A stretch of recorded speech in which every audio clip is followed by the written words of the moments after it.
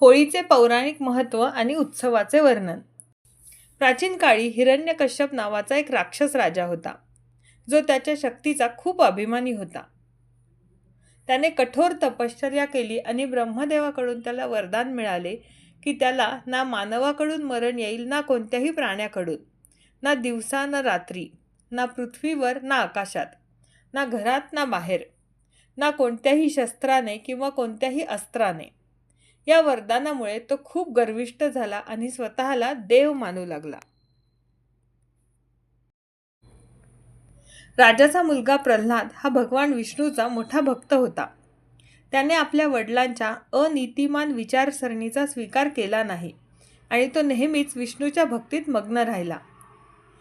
हिरण्यकश्यपने प्रल्हादला मारण्याचा अनेक वेळा प्रयत्न केला, पण प्रत्येक वेळी तो अयशस्वी झाला. शेवटी हिरण्यकश्यपूने त्याची बहीण होलिकाची मदत मागितली.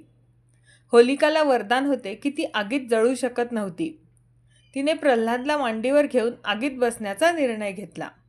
पण भगवान विष्णूच्या कृपेने होलिका जळून खाक झाली, पण प्रल्हाद मात्र सुखरूप बचावला. या घटनेचे स्मरण करण्यासाठी होलिका दहनची परंपरा सुरू झाली.